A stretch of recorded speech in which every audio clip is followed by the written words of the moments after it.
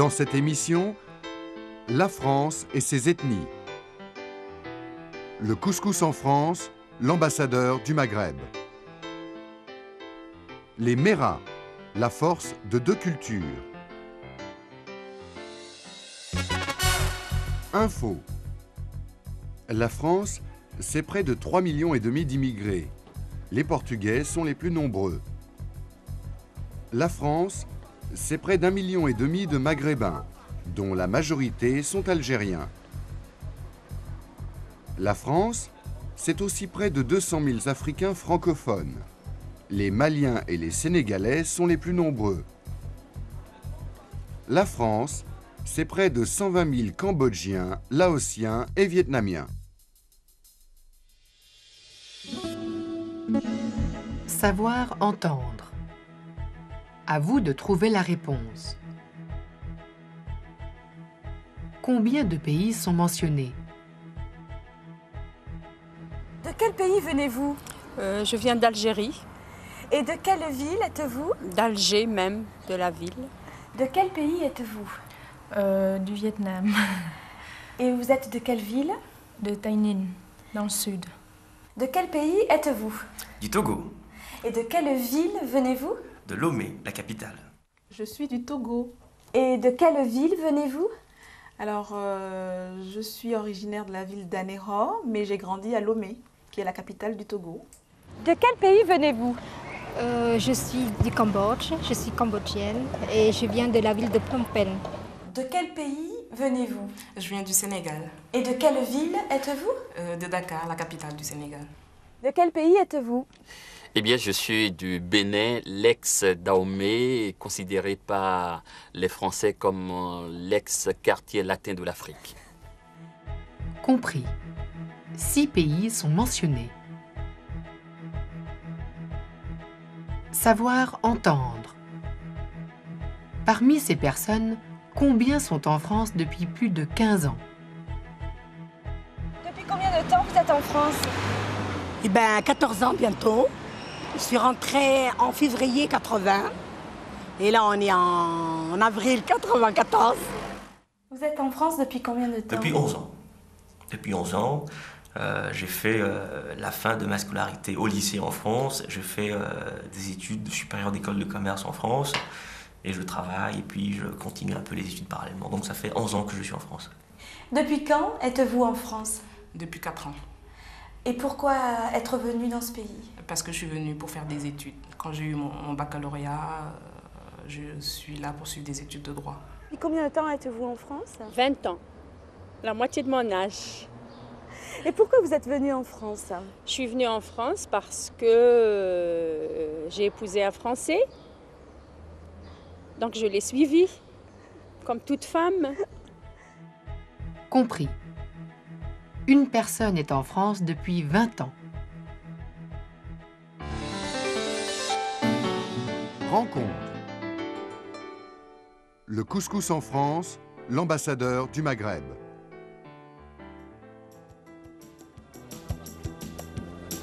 Le marché de Belleville, c'est un peu le Maghreb à Paris.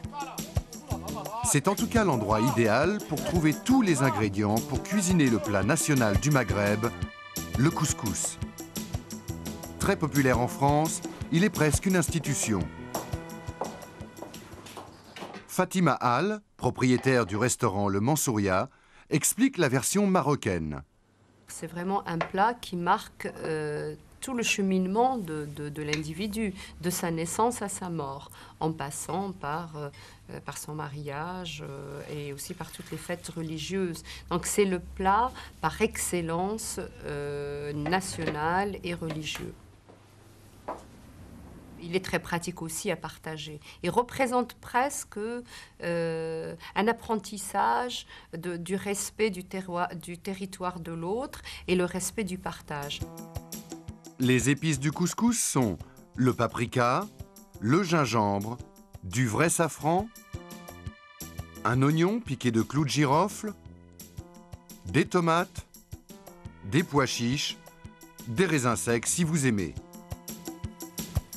Ajoutez ensuite la viande, le plus souvent de l'agneau, et les légumes, choux, Courges, poivrons verts, navets, carottes, courgettes, aubergines, selon les goûts.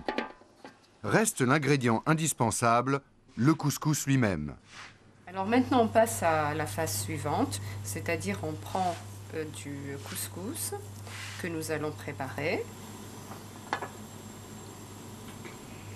Il vous faut de l'eau, donc on arrose comme ça.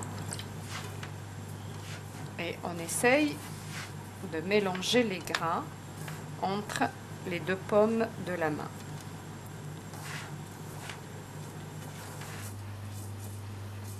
Voilà, maintenant on va le mettre sur le couscoussier et laisser cuire.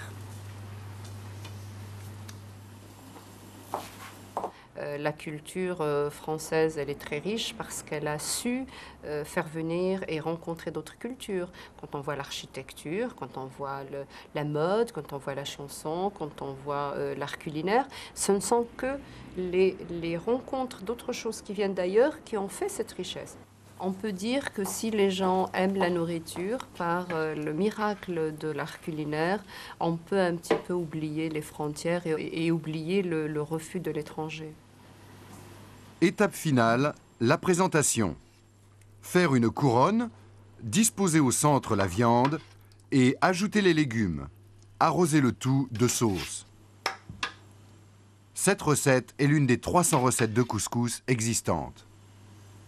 Et voilà, notre couscous est prêt à être dégusté. Et donc, il ne me reste plus qu'à vous souhaiter bon appétit.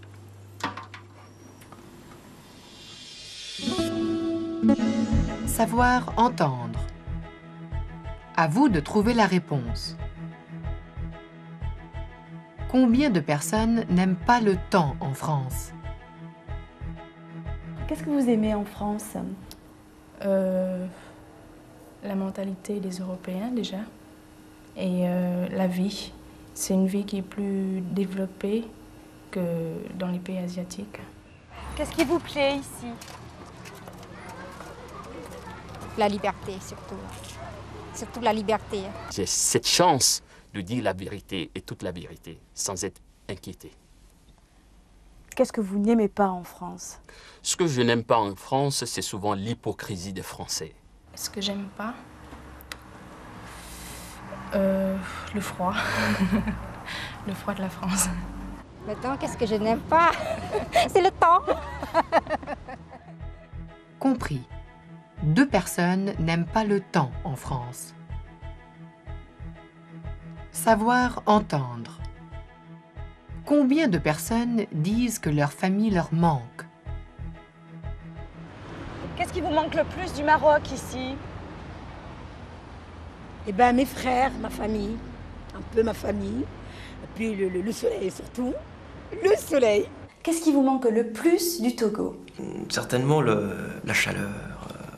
Ce qui me manque ici, c'est la solidarité, beaucoup. Et puis les gens sont très froids. Ce qui me manque le plus en France, c'est surtout la convivialité, c'est surtout cette chaleur africaine, cette spontanéité avec laquelle les gens ils vous ouvrent le bras, ils vous ouvrent les portes, ils vous accueillent. Et ça, on ne trouve pas ça en France, on ne trouve pas cette chaleur. Compris. Une personne dit que sa famille lui manque.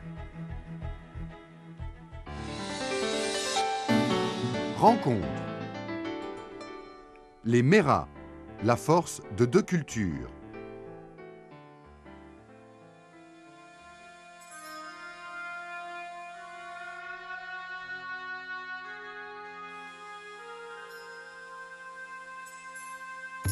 La famille Méras, arrivée en France au début des années 60, laissant derrière eux Birine, petit village du sud de l'Algérie. Un petit peu juste. Les Méras vivent maintenant à Strasbourg. Et si les enfants ont grandi, les racines restent toujours. La famille se rassemble les week-ends. Je l'ai oublié au congélateur. Je venais un morceau de glace. C'est pour ça qu'elle sert pour tout le monde d'abord. Malgré les 30 ans passés en France, Abdelrahman, le père, n'a pu oublier l'Algérie. Mon pays manque toujours. Il manque les parents, il manque beaucoup, la famille qui manque beaucoup, plus que tout le monde. Des fois, quand on arrive de voir mauvaises nouvelles ou bonnes nouvelles, on a toujours de peur. Surtout qu'on a longtemps qu'on n'a pas reçu la nouvelle, alors ça le fait peur, nous. C'est ça qui manque. Ouais, mais c'est pas évident. Je crois que c'est pas évident de venir et puis de se retrouver seul comme ça, d'être avec juste sa femme. Comme ça, je trouve que c'est dur. Hein. Puis on sent qu'ils sont quand même nostalgiques par rapport à certaines choses. Hein. Même s'ils sont heureux, ils manquent quand même. Il y a quand même. Puis comme ils sont très familles, on le sent. Hein. On le sent lors des retrouvailles. Quand on va aller en Algérie, oh, l'éclatement. L'éclatement pour tout le monde. Je suis algérien toujours. Mon pays est toujours devant moi. Même si je reste des centaines d'années, toujours je suis. Parce que même, je pose une question, quand je passe chez vous, qu'est-ce que vous dites? C'est un arabe, je reste un arabe. Pour les enfants, les choses sont différentes. La France n'est pas seulement un pays d'adoption. Farid est styliste. Ses ciseaux ont un tranchant arabe, un autre français. Ça avance, Patricia? Ouais, ça avance. Bon, pour moi, c'est déjà une source d'inspiration permanente, ça. Et puis bon, je veux dire, même si je veux faire abstraction, je veux dire, ça reste comme c'est dans le sang. Donc j'ai du mal à dissocier, en fait, les deux. Et puis bon, ça coule de source, ça va tout seul. Hein. Peut être un détail, une couleur, de tissu, une matière ou une forme. Donc ça revient quand même souvent. Dans les couleurs surtout, je pense. Sa sœur, Karima, elle, préfère porter des vêtements que les dessiner. Paraître intégré semble facile. Mais est-ce que Karima se sent appartenir à la France? Il y a des gens qui on dirait, il n'y a pas de différence, mais il y en a d'autres quand même qui vous font ressentir qu'il y a quand même une différence, qu'il y a la France d'un côté, ou alors qui vous font sentir que vous n'êtes pas française, ou, enfin, j'ai pas à dire que je suis française, mais qui vous font sentir que vous n'êtes pas d'ici. Les gens, ils peuvent tout simplement discuter avec vous, vous dites le prénom, tac, ça tombe. Ah ouais, il y en a, ils se rendent pas compte, mais ils ont fait la grimace dans le visage. Et parce que je sais pas, ils pensent peut-être que je suis italienne, ou je sais pas, puis elle leur dit Karima. Ah Karima, c'est d'origine quoi? Oui, algérienne, pourquoi? On sent chez les Méras la nostalgie du Sahara. Mais on sent aussi une force qui émane des deux cultures. Un pied là-bas et un pied ici. Et c'est bien, mais d'un côté, on bascule. On n'a pas de terre fixe. Je tire profit de mes deux cultures. Je veux dire, les deux sont riches. Et puis, j'essaye de les mélanger, d'en faire une culture. Et de temps en temps, je garde une culture au détriment de l'autre ou au profit de l'autre. Ça dépend des circonstances. C'est une bonne mixture. Parce que bon, il y a beaucoup plus d'avantages qu'autre chose. Hein. Je crois que c'est un plus pour moi, c'est un plus. Bah, être français, je crois pas qu'il y ait un critère spécial pour être français. Je crois que est français qui veut être français, tout simplement.